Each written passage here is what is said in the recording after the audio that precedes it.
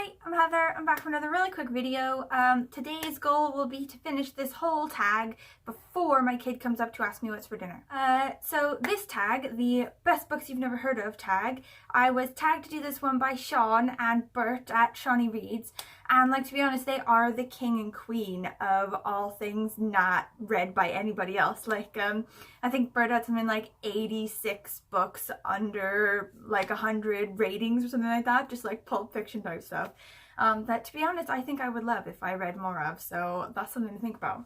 But also Shan said she had quite a lot of ones that were sort of Welsh books, not written in Welsh, but written by Welsh authors or about Wales in English, and I think actually that's the same for me as well. Most of my obscure ones does have something to do with my desire to learn more about the country that I moved to 10 years ago. So the first question was basically to say how many books you have that have under a certain number of ratings, like how many under 25 ratings, how many under 100 ratings, how many under 250, blah, blah, blah. And when I did that, I only came up with 7 books. Okay. I realize now that I may be a slave to popular books, and that I'm probably incredibly suggestible, as in every time I see a publisher's Insta post or the table that they do at Waterstones with all of the ones that they want people to buy most, I obviously am just a slave for people to tell me what to read, and then I just read it. So I obviously need to try harder to find books out there that aren't just being pushed at me because of the market or whatever factors going on. Anyway, I don't really have any of these books anymore. I think I have one of them, but I'm a bit Marie Kondo about books generally, and if it wasn't the best book on the planet or a gift or something that I really like, I do tend to give it away pretty soon after reading it. The Greyhound Rescue charity shop down the road from my house is just awash in the stuff from my home. There's 7 books I have on Goodreads that are under 250 ratings. 6 of them are under 50 ratings. One of them is 230 ratings, something like that. And one of them isn't even on Goodreads. It's so rare, nobody wants to read it. It's not even been entered into the Goodreads database. First one is called A Court and Splendor, being a story of the first Eisteddfod as told by the people of the court, by Liz Whitaker. That is a single rating. 3 guesses who what was that rated it, okay? I must have actually entered it onto the Goodreads database for everyone to see. How else would I be the only one who rated it? This one, me finding it, was born of my sudden desire to know everything about the country that I just moved to and had previously basically not understood existed. I knew that there was a Wales and that there was a Welsh language and that it was part of the UK, but I think that's where my knowledge stopped. I didn't fully understand how rich in culture and ancient everything is, and I was suddenly in a world awash with new things and wanted to learn everything there was to know about it. So the Eisteddfod is a Welsh language and culture and song and literature festival that happens every year. There's one that happens for little kids, and then there's one that happens for adults and big people. And it's really fun. It's a festival. You go there, it's a week or 2 weeks or something like that. It's Hay Festival, which I love, but in the Welsh language. Everyone speaks Welsh, everyone goes there.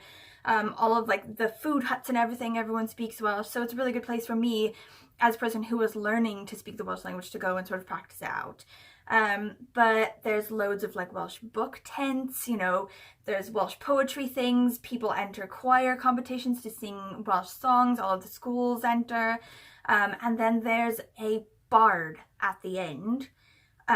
It's a person that they write a poem or a book or something, and they win the Eisteddfod, and they're the bard of the Eisteddfod, and they're chaired, which means that they get this magnificent carved artistic chair, and they've been doing this for hundreds of years, since I don't know, 1100 something, since literally the 12th century. I think I wrote down 1176 was the first Eisteddfod, and it hasn't been going quite continuously, but it still has, quite serious roots in that. Finding out that there was an Eisteddfod, I was like, oh my god, I need to know everything there is about the Eisteddfod. I went there, I was eating an enormous, sandwich taking in the culture and thought I needed a book about it. So I did find this this book about A Court and Splendor, and I think it was pretty good. Like, I think I only gave it 3 stars because the writing wasn't very good, but I think what I learned from it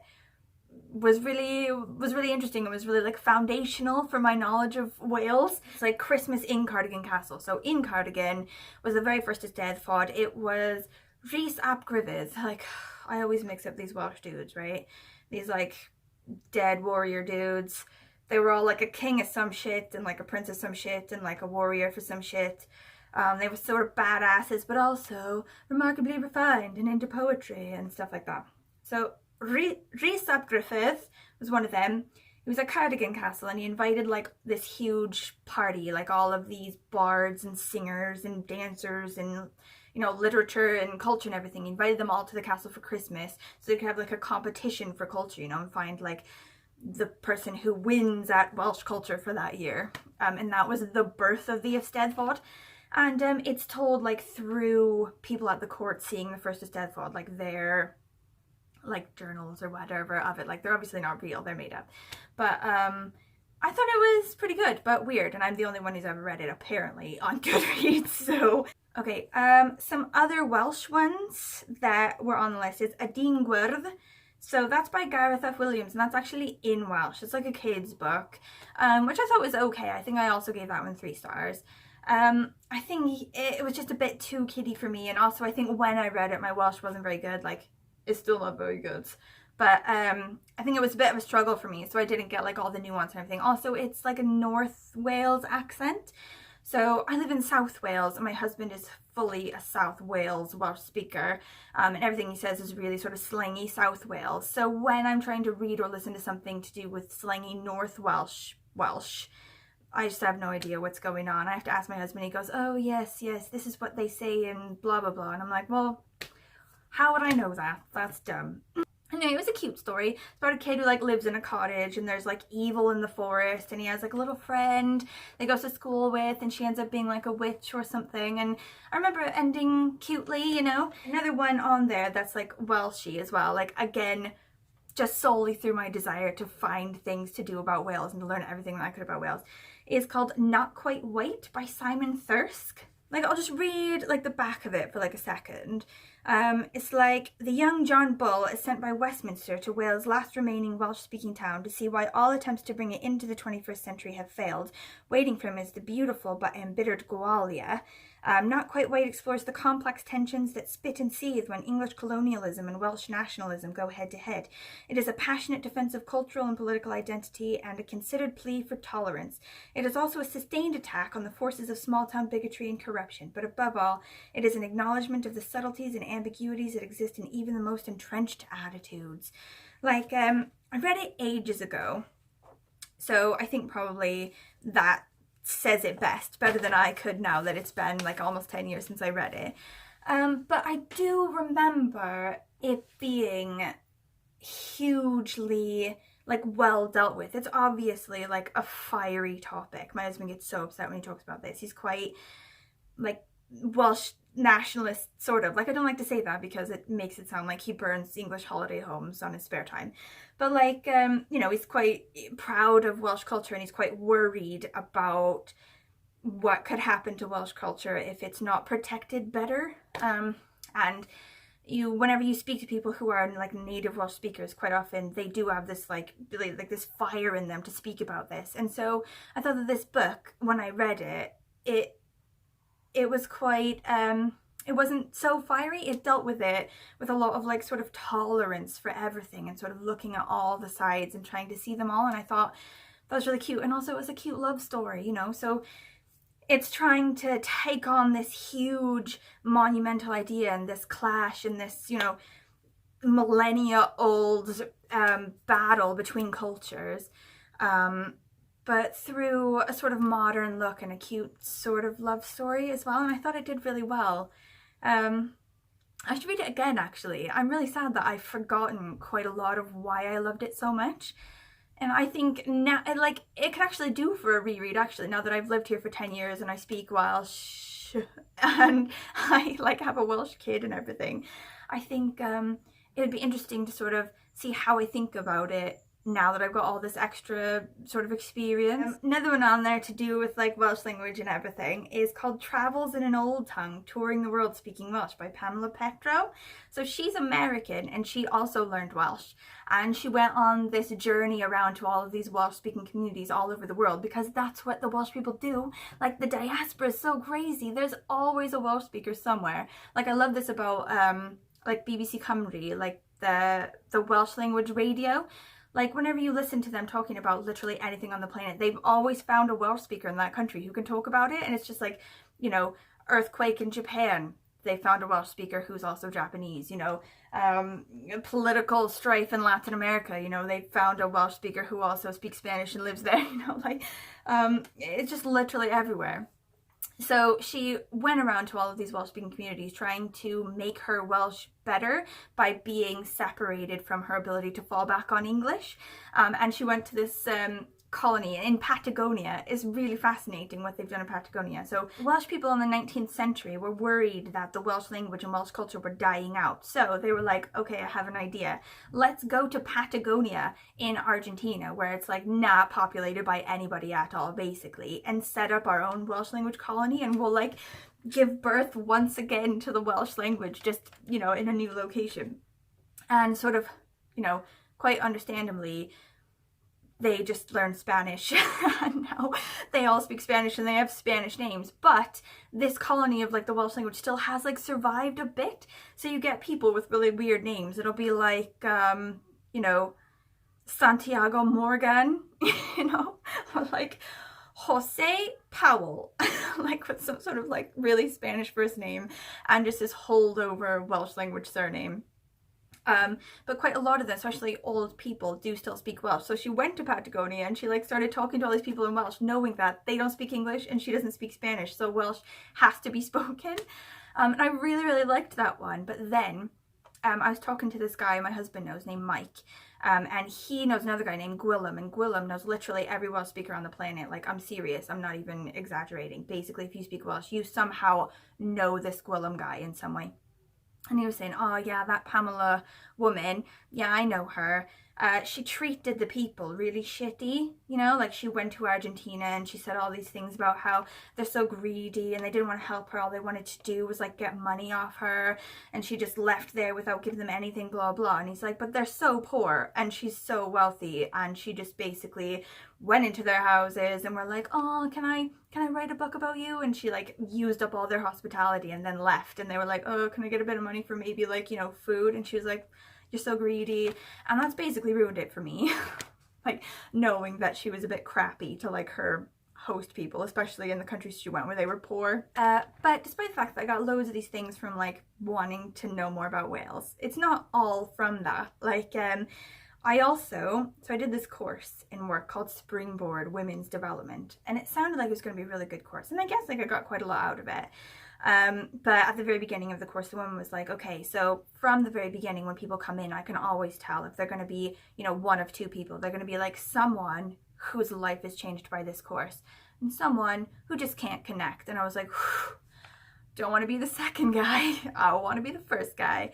But in the end, I just had to admit to myself that I was definitely the second guy. Like, loads of things that were said, like, I really appreciate what they were trying to do. And there were a lot of speakers speaking about really private stories and stuff, and I really appreciated that, and I really liked that. But in the end, the course, I found it to just be like, I don't know, annoying more than anything. Like, I don't know, like talking down.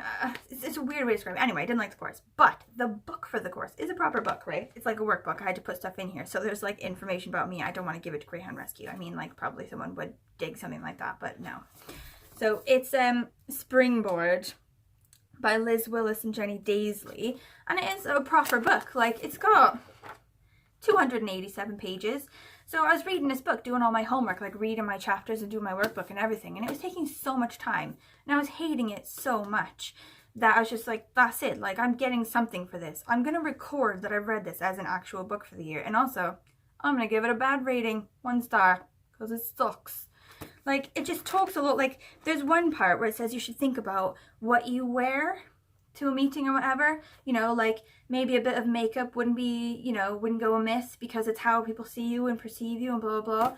And it's just loads of things like that. It's really outdated despite the fact that it, you know, 7th edition, I think it's new, it's modern.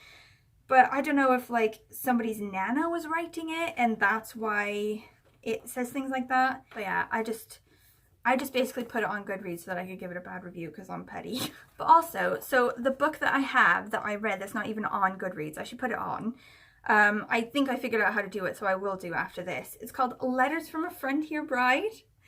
And I got it when I worked at this place called the St. Vrain Historical Society, sort of basically right out of university. I moved to Boulder, Colorado to live with my friend, and I got a job at St. Vrain Historical Society in Longmont, just sort of like one town over or so. And it was settled by sort of people from the East in sort of early to mid 19th century, sort of like proper prairie, sort of going across the Oregon Trail type thing in like a covered wagon, you know, and like defending yourself from like, you know, the natives or whatever. And what the St. Vrain Historical Society does, like, they do a lot of archiving and keeping information on the town and the people who lived in the town and everything like that. But they also maintain old properties in the town. So there's this one place called the Hover Home, which is a 19th century home. And they also have one of the very first homesteads from like sort of 1840 or something like that, where the first family just sort of set up shop. They sort of moved into the middle of nowhere and built a log cabin because they could. And sort of get money and everything to sort of maintain these properties and also to sort of grow their library of St. Vrain history and Longmont history. They sort of make publications and they sell them, and this is one of them. So Letters from a Frontier Bride by Ulfa Baldwin McNitt. It's basically letters, real letters that they have from people. This one is a letter to Evans, Colorado, September 5th, 1871. Dear little sister. They're real letters, you know, of people in the area in the 19th century, which I really liked. Like, the, you know, writing in them, obviously they're not authors. They're just writing letters. But I found them really interesting, so I'm going to put that one on Goodreads. It deserves to be there. Anyway, the second question for the tag is, what were your favorites that aren't rated very highly? I think my first one is actually the one that's rated outside of the 50. It has like 213, so it's still under 250 ratings, but only just barely. And it's called Diamond Star Halo by Tiffany Murray. Like, the back of it is like, in the summer that claimed the lives of Elvis and Mark Bolan, a new star is born, and this is his story. A tale of fate, loss, and rock and roll. Diamond Star Halo shows what happens when a family and a farm become the breeding ground for fame. Like, I really like this one. It's sort of like a family that sort of attracts musicians to it in order to sort of record them for records and everything. And I think I remember the narrator is the sister of someone who becomes famous later on, like the brother is the one who becomes famous, but she's really affected by this sort of upbringing around all these musicians. And the farmhouse that they do all this recording is in Wales. And I think the author is Welsh as well. And I remember thinking about Led Zeppelin. So my dad absolutely loves Led Zeppelin. And so I listened to a lot of Led Zeppelin when I was a kid, just sort of like always on in the background. My dad was obsessed. And there's this one song that I always thought was Bronior, and I don't even know why. It was spelled anyway. It's down to a misspelling, first of all. It's BRON-Y-AUR. And I just thought that was the Bronior Stomp. I didn't know anything else. It wasn't until I moved to Wales and realised that Bron Rhaeadr is a real place, and that Led Zeppelin stayed there, and then they made a song and they called it the Bron Rhaeadr Stomp. And that just, like, I think it was like a crazy moment in my life. It like changed my life. I called my dad immediately. I was like, Dad, Bron Rhaeadr Stomp, not Bronior Stomp, Bron Rhaeadr Stomp was made at Bron Rhaeadr in Wales, and it's still standing. It's still a place. Like, it's not really a tourist thing. You can't really go there. It's owned by a guy, and he's got a sign on the front lawn that says, "Get off my grass, you kids." But I think that book and that story sort of go quite well together. Sort of thinking about people you know, musicians and rock bands from the 70s just sort of making music in the middle of nowhere in Wales, you know, surrounded by hills and sheep and culture, and not actually quite a lot of people. I really loved that one. My other favourite one of this was actually written by my English literature teacher in high school. It's called A Doctor's Journey from Tsarist Russia to Communist Poland. So it was written by Lois Gale Chance, who was my literature teacher, but also it says Anna Koval as well, because the story is a real story and it's Anna Koval's story. So obviously Mrs. Chance, as I will always know her, didn't want to take the whole of the story. Like she heard it off this friend, Anna Koval, but basically it was written by my teacher, which I loved.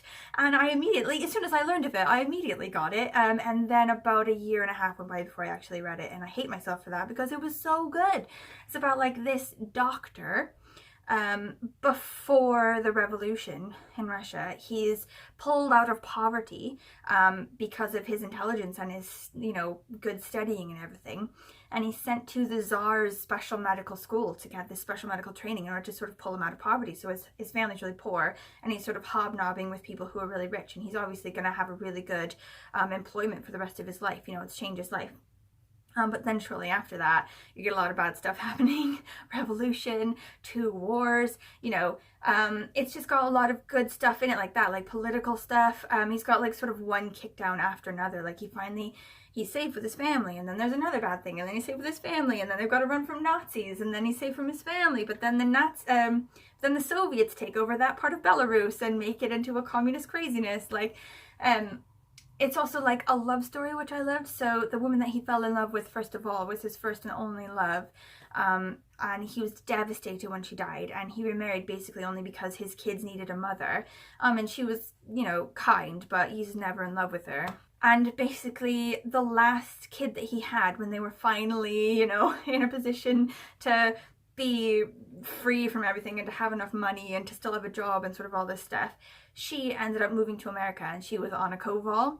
She was really, or her dad, the doctor, was really, really old when she was born. Okay, so the third question, which is actually the second question because I flip-flopped them on accident, is how did you hear about the most rare ones? And I did say about how I moved to Wales and then sort of pursued that. But sort of going forward, I think the rarest ones that I'll read now, the ones with fewer ratings sort of moving forward, is going to probably be to do with BookTube, because it's like moving to Wales all over again. I've like moved to a new world called BookTube land, and it's opened my mind in the same exact way.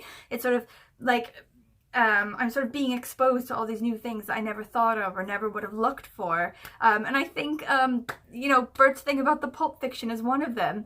That's gonna cause me to go fully headfirst into that, I think. And also just this tag in general sort of forcing me to look at how many of the books I read are simply due to the fact that everyone reads them, and why not, you know. It's made me think, oh, I need to pursue actively less popular books, because they're just as good. They're just not as like marketed as heavily. Right, okay, that's the end. I think I covered everything in this tag. It was a really good tag. Thank you guys for tagging me in it. I will link the original tag video down below, and also Sian and Bert's tag video down below as well, because theirs is really interesting and amazing. You should definitely watch that one too. My kid still hasn't come up to ask me what time dinner is, and now I'm worried that she's like glued herself to something, so I need to go save her from whatever predicament she's caused. Thank you, till next time, bye!